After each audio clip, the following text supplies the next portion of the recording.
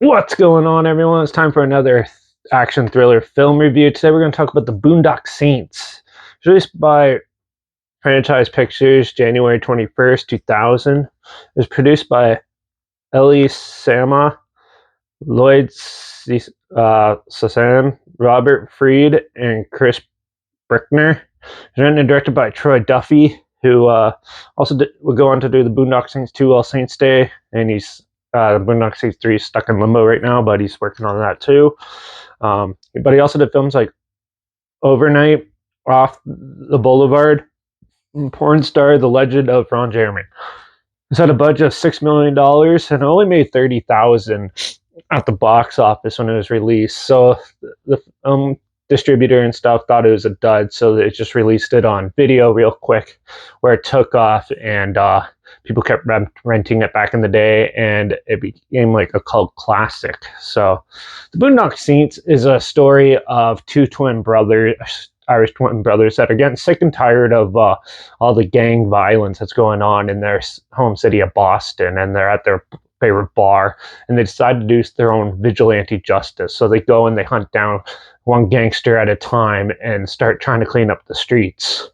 And but the FBI, an FBI agent, is slowly closing in on their trail of what they're doing and trying to stop them, who is played by William Dafoe, by the way.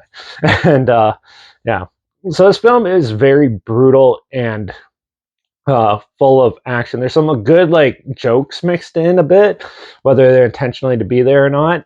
And there's a lot of good chemistry between the brothers and stuff. This film went through production hell, and yeah, but once they start going on their vigilante justice, they kind of get like the taste of that crime and stuff, and you can see how it changes them in their characters' personalities and stuff, and it's very intriguing to watch and cool. Now, this is by no means a big budget movie or anything like that. It does have sort of like the lower budget feel to it a bit. It's not like shot on video feel, but it doesn't look like John Wick or anything like that. But the cinematography in it is actually, it kind of benefits and helps the film out in a way, and it makes it more like a wholesome feel when you watch it, despite how brutal this can get. And yeah, the excessive violence and that some people might get turned off on. I actually like films like this, so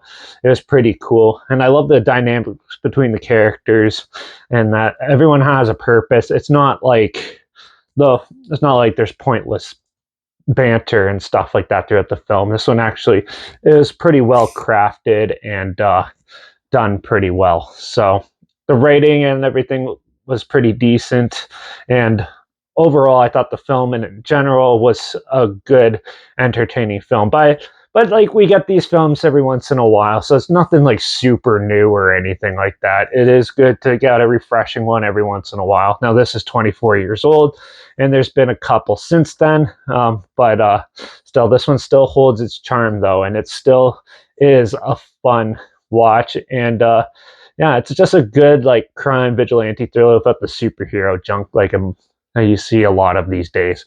And yeah, it's kind of plays on the psyche of like, if you're living in crime ridden areas, sometimes people think that they want to do something like that, and this is a good way to show it and how it could turn out, despite being the good and the bad.